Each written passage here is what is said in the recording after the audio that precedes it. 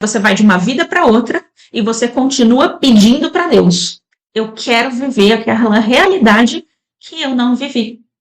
Aí você volta para resgatar o relacionamento que você não teve. Ao invés de seguir em frente, você volta lá para resgatar aquilo que você não teve. Ou pior, você tá ali num relacionamento com alguém que você ama e por amor àquela pessoa, você abre mão da sua energia, do seu tempo, da sua vida, do seu dinheiro e fica co-criando uma realidade de problemas na sua vida. Por quê? Porque você não entendeu o que de fato é o amor incondicional ainda. Mas vai, porque todo mundo vai, todos nós estamos. E uma forma de resolver isso internamente é expor para o aqui e agora. E quando ele não vai embora, porém você não consegue sair das mesmas coisas. Eu não sei se eu entendi a sua pergunta, quando ele não vai embora, porém você não consegue sair das mesmas coisas. Se você puder colocar aqui de novo para mim, por gentileza, de um jeito diferente, que eu não sei se eu consegui entender o que você quis dizer aqui, tá? Oi, Janta, tudo bem com você? Seja bem-vinda. Tá, então, boa noite, Leninha, tudo bem com você? Boa noite. A Iana colocou aqui, que aula, sempre trazendo conteúdo completo. Gratidão, gratidão. Esse é o objetivo. Então, pessoal, acredito que agora vocês já devem ter entendido um pouco mais sobre a ansiedade, o que de fato a ansiedade significa. Significa falta de autoconfiança. Significa que você está com medo de alguma coisa acontecer. E por que talvez você esteja com medo de alguma coisa acontecer? Porque provavelmente você já deixou, né? Já deixou alguém co-criar uma realidade dolorosa em você. Mas é um ato de coragem. Por isso que coragem significa, eu vou até anotar aqui para todo mundo. Coragem é igual a algo mais importante que o meu medo. Ou seja, eu vou com medo mesmo. Tô com medo, mas vou com medo mesmo. Porque tem algo mais importante do que o meu medo. É assim que, por exemplo, mães que não sabem nadar, se vê o filho se afogando, ela pula na piscina. Ou seja, ela tá com medo?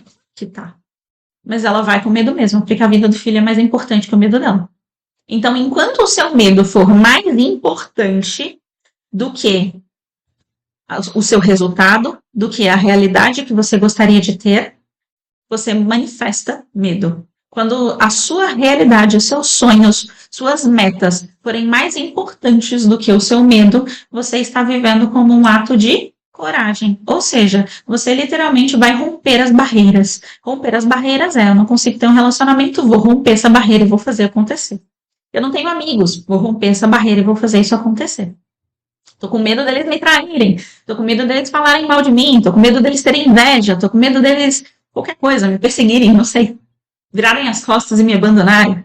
Dá medo, mas é mais importante a coragem de buscar um relacionamento diferente, de buscar uma amizade diferente, de buscar uma forma diferente de viver a sua vida, né? Nesse relacionamento, ele quer ficar, estar comigo, porém me traz traumas vividos antes, e eu terminei várias vezes por ver tudo se repetindo, me perdi tentando resolver isso em mim. Tá, vamos lá. Quando a gente está falando sobre relacionamentos, é um caso complicado porque muitas vezes um relacionamento ele envolve dependência emocional. O que é dependência emocional? O meu estado emocional afeta diretamente, de uma forma correlacionada, o estado emocional do outro. Se eu vou para baixo, o outro vai. Se eu vou para cima, o outro vai. Ou seja, isso aqui é dependência emocional. É uma correlação direta entre dois estados emocionais de duas pessoas.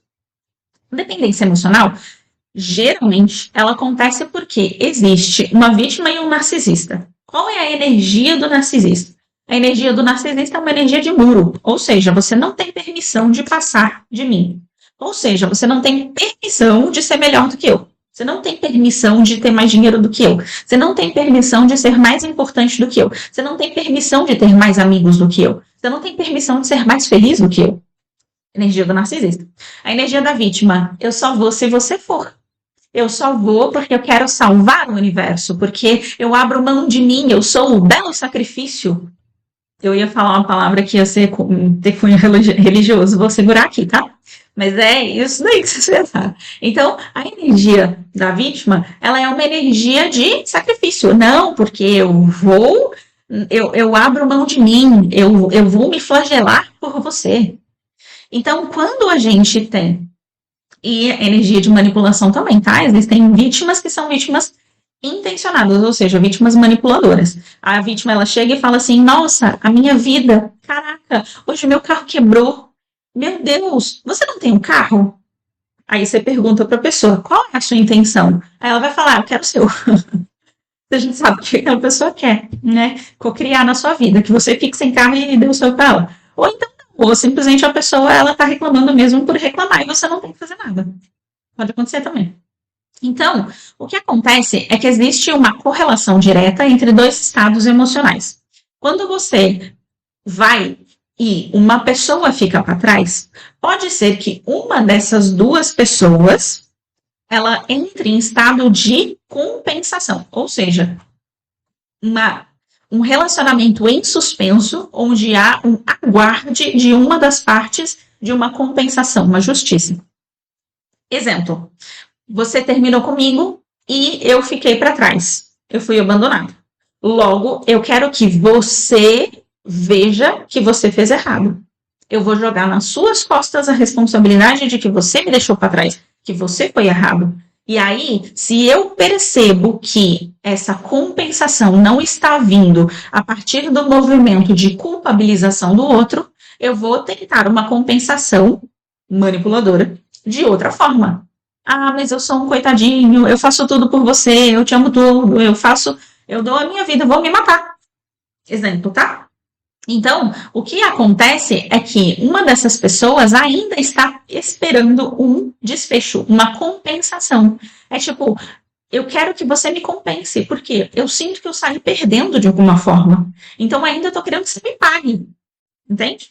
Então, quando você tenta ir embora e você volta, é porque alguma parte de você concorda com essa compensação. Ou seja, alguma parte de você se sente culpada.